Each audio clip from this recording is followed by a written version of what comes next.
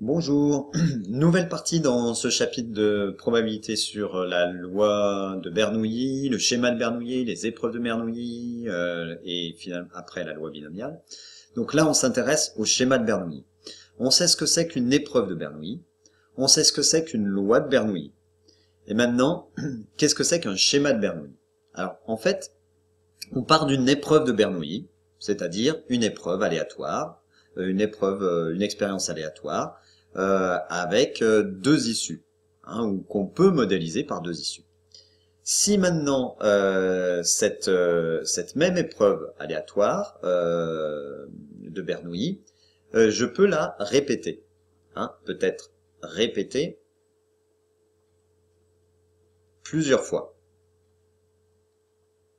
Bon, sans doute, je peux la répéter plusieurs fois. Mais si en plus ces conditions sont telles que, en fait, le résultat d'une épreuve ne dépend pas des épreuves précédentes, ne dépend pas des épreuves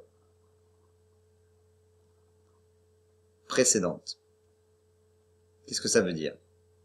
Ça veut dire que si par exemple mon expérience aléatoire c'est le lancer d'une pièce et que je m'intéresse à l'apparition de faces, donc on est bien dans le cas d'une épreuve de Bernoulli. Je lance plusieurs fois cette pièce et le fait d'avoir obtenu face ou pile lors de mon premier lancer n'influe pas le fait d'obtenir face ou pile à mon deuxième lancer, à mon troisième lancer, à mon quatrième lancer, etc. Eh bien, ça veut dire que les épreuves sont indépendantes. Donc à ce moment-là, on dit que les épreuves de Bernoulli sont indépendantes. Indépendantes. Eh bien, dans ce cas-là, on dit qu'on a un schéma de Bernoulli. Donc schéma de Bernoulli, hein, attention, première chose, il faut deux issues. C'est-à-dire, il faut avoir une épreuve de Bernoulli. D'accord? Puis, deuxième chose, il faut avoir des répétitions. Répétitions, mais de façon indépendante. Hein? Chaque épreuve doit être indépendante l'une de l'autre. À partir du moment où une épreuve influe sur le résultat de la deuxième, on n'est plus dans un schéma de Bernoulli. Exemple, on prend une urne. À partir du moment où on remet les boules dans l'urne, là, on a indépendance, parce qu'on a le même nombre de boules dans l'urne. Si maintenant je ne remets pas les boules dans l'urne, mais que je continue à tirer, que je fais toujours la même expérience, je tire une boule de l'urne, je regarde sa couleur, eh bien j'ai changé le contenu de l'urne, donc mon deuxième ou mon troisième tirage, s'il n'y a pas de remise de la boule, ces tirages-là ne sont pas indépendants du premier, du deuxième tirage, etc.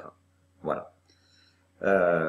Eh bien, un schéma de Bernoulli, donc c'est une épreuve de Bernoulli répétée plusieurs fois,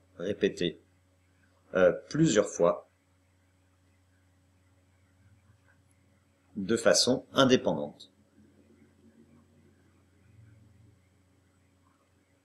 Si on n'a pas l'indépendance,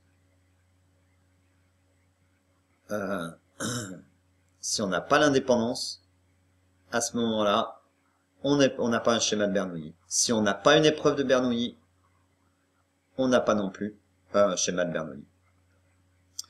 Alors, dans l'exemple ci-dessous, on va représenter les issues d'une expérience qui suivent un schéma de Bernoulli composé de trois épreuves de Bernoulli. Alors, peu importe hein, quelle est l'expérience, puisque c'est des épreuves de Bernoulli. Donc en fait, c'est succès, échec, S bar, trois fois. Donc vas-y, fais l'arbre. Et quelles sont les probabilités? Bah, on te dit paramètre P, donc P, 1 moins P. Vas-y, fais l'arbre. le voici cet arbre. Hein? Donc peut-être que toi, au lieu d'écrire complètement succès, tu as mis S et ici S bar. D'accord? C'est un arbre pondéré, hein, avec les poids, hein, donc probabilité de succès, probabilité d'échec. Si je veux P de...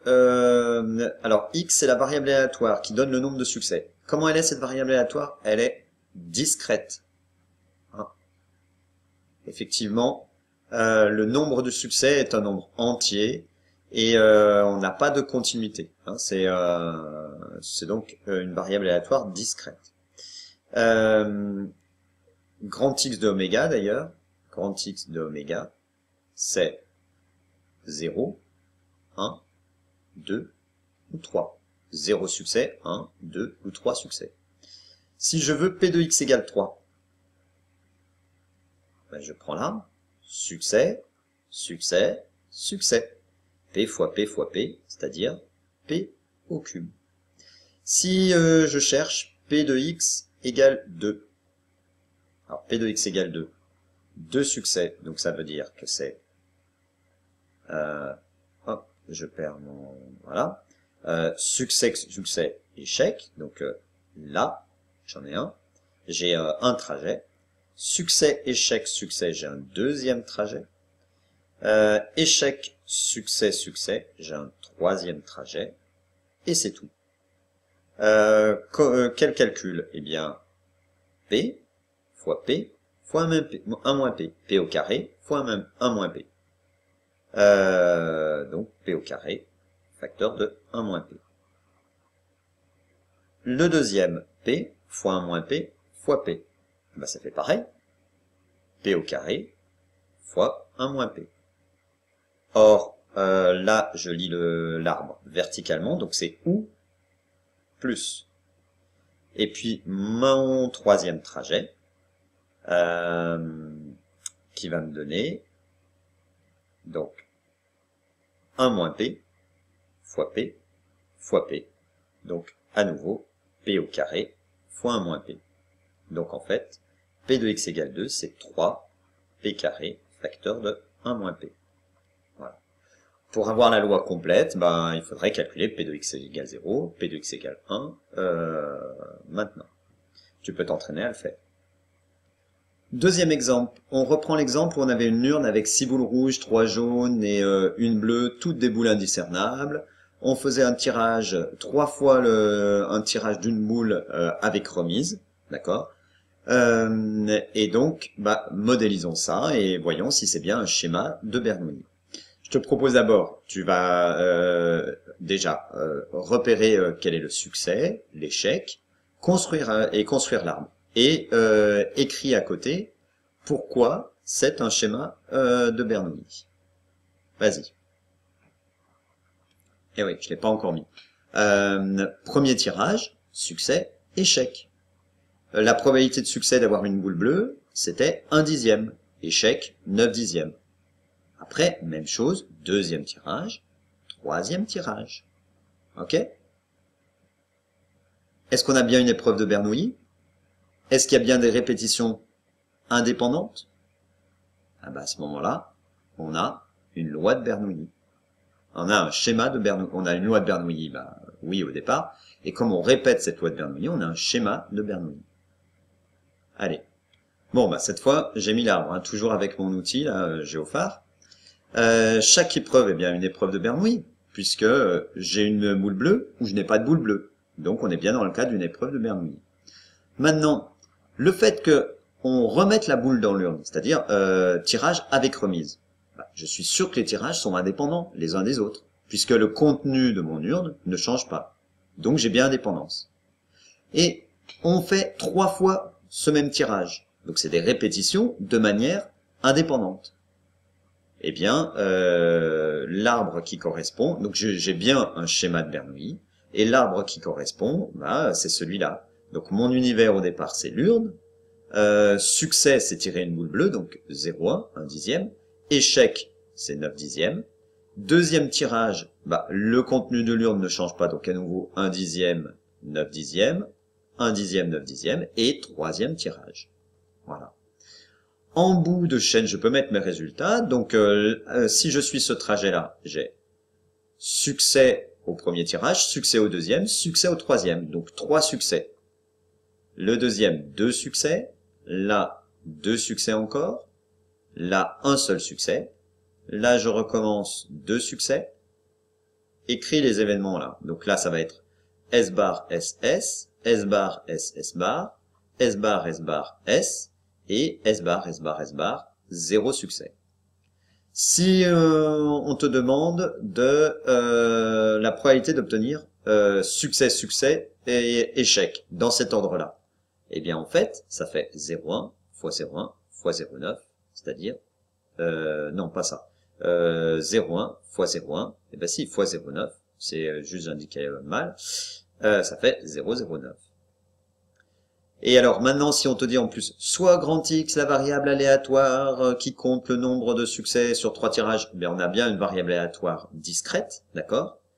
Quel est cette fois, quel est l'univers de l'univers image?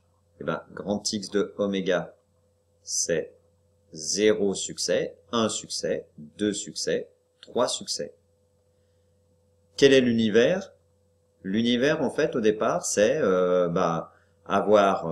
c'est toutes les possibilités. Donc, avoir bleu, bleu, bleu, puis non, c'est pas, si c'est possible.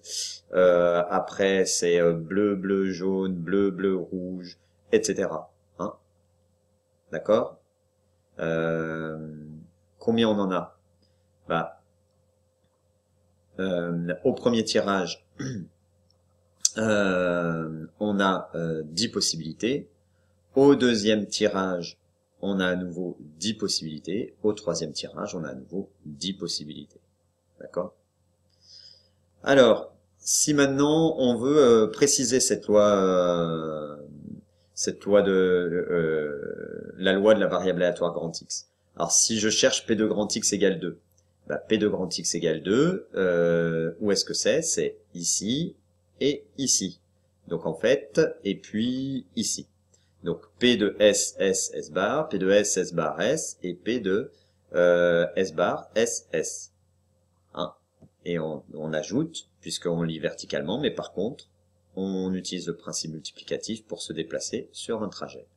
Donc 0,09 plus 0, 3 fois 0,09, donc ça fait 0,027. Une fois qu'on a bien vu comment tout ça se passait, on peut construire le tableau de la loi de probabilité de cette variable aléatoire. Donc pour P de x égale 2, bah, on a trouvé 0,027. Pour P de x égale 3, bah, c'est quoi? C'est juste celui-là, hein, de trajet, 0,1 fois 0,1 fois 0,1, donc 0,001. P de x égale 1, bah, ce trajet-là, donc 0,1 fois 0,9 fois 0,9, et on va le multiplier 3 fois, parce qu'on a 3 trajets qui correspondent, on les ajoute, ça revient à les multiplier, multiplié par 3, et puis on n'a qu'un seul trajet avec que des échecs, c'est-à-dire aucun succès, 0,9 fois 0,9 fois 0,9. Voilà pour la loi de ma variable aléatoire grand X. On pense bien quand même à vérifier que la somme des probabilités est bien égale à 1, d'accord, hein, somme de I égale...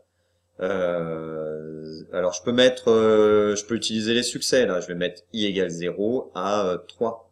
Hein, des PI est égal à 1, d'accord. Je peux calculer l'espérance. Donc l'espérance, bah, ça va être 0 fois 0,729, 1 fois 0,243, 2 fois, etc. On a donc ce nombre-là, E de x, qui est égal à 0,3. En fait, ça veut dire que je peux espérer, quand je joue à ce jeu-là, sur un grand nombre de fois, je peux espérer gagner dans 30% des cas. Voilà. Enfin, oui, 30%. C'est-à-dire j'ai une espérance de succès de 0,3. Tu peux t'entraîner après à calculer aussi la variance et puis l'écart type. Voilà. Alors, le problème c'est, enfin c'est pas un problème, hein. Si au lieu de répéter 3 fois l'expérience, on veut la répéter n fois, 10 fois, 20 fois, 50 fois. Là, on va être obligé de mettre en place un outil supplémentaire de calcul. Mais sinon, sur la loi en elle-même, la loi de Bernoulli et le schéma de Bernoulli, on a tout vu sur des petits effectifs, sur un petit nombre de répétitions. Voilà, on a tout ce qu'il nous faut. Maintenant, il faut un outil supplémentaire pour répéter n fois, 10 fois, 20 fois, 50 fois l'expérience. Et c'est ce qu'on verra dans la partie suivante.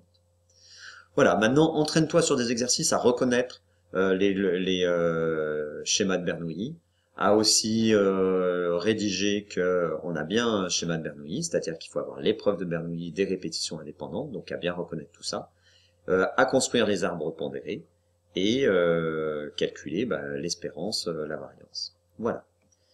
Bien, bon courage et puis à bientôt. Au revoir.